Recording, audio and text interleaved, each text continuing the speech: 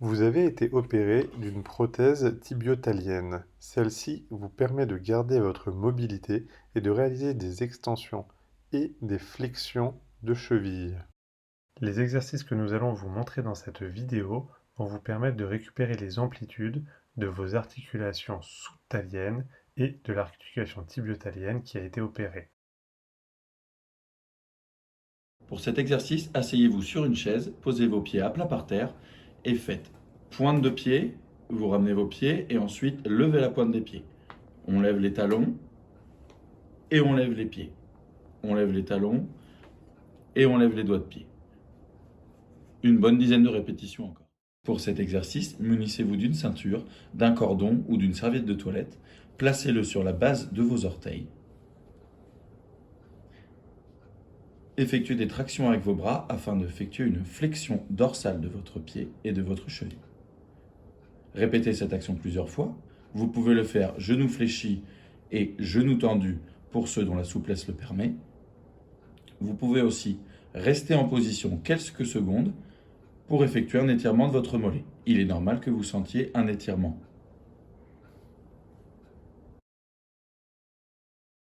Pour cet exercice, placez-vous assis sur un fauteuil avec un sopalin au sol devant vous. Placez votre pied sur le sopalin et essayez de l'agripper avec vos orteils afin de travailler les fléchisseurs des orteils. Répétez cette action une dizaine de fois.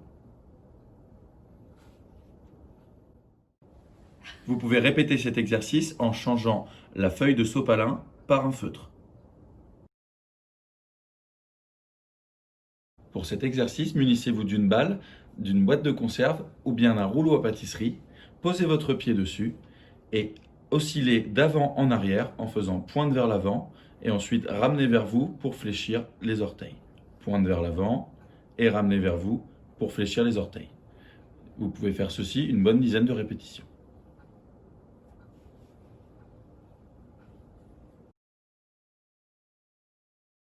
Pour cet exercice, mettez-vous bien droit, les mains appuyées sur le dossier d'une chaise solide. Transférez votre poids du corps de la jambe gauche à la jambe droite et ainsi de suite. Essayez de bien ressentir votre équilibre et vos sensations au niveau des pieds. Donc vous faites cet exercice dans un premier temps de droite à gauche et ensuite d'avant en arrière. Donc vos poids du corps sur la pointe des pieds et ensuite sur vos talons. Le tout en restant bien droit.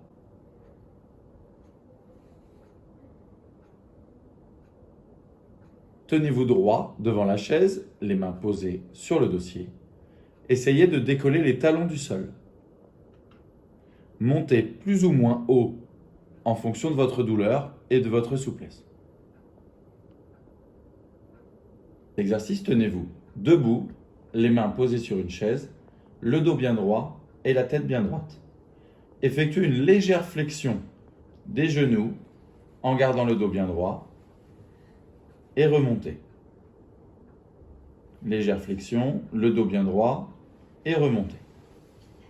Pour réaliser une flexion de cheville, vous allez vous positionner en fente avec le pied opéré devant vous.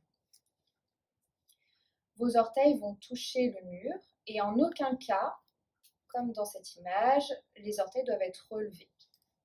C'est le bout des orteils qui touche le mur. Ensuite, vous pouvez positionner vos mains contre le mur pour amortir un petit peu la descente, car vous allez réaliser des oscillations de genoux.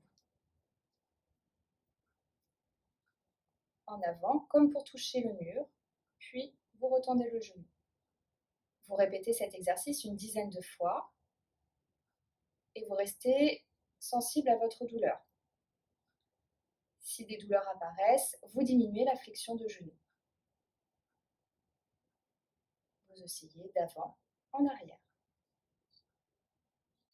Si vous êtes à l'aise avec ce premier exercice, vous pouvez reculer progressivement, centimètre après centimètre, votre pied de devant et derrière, et vous réalisez de nouveau des oscillations d'avant en arrière avec votre genou. Votre genou tente d'aller toucher le mur. Plusieurs fois, une dizaine de fois, vous répétez cet exercice. Vous pouvez faire cet exercice en allant maximum 5 cm à distance du mur. Vous répétez une dizaine de fois cette oscillation.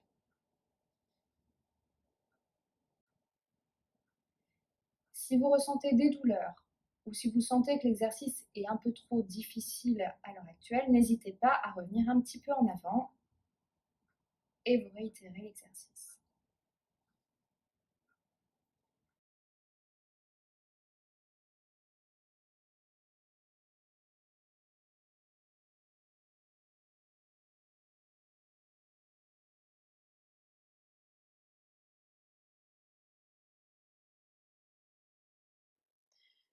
Une fois qu'il n'y a plus les fils, que le pansement a été retiré et que la cicatrice est bien refermée, vous pouvez commencer à la masser.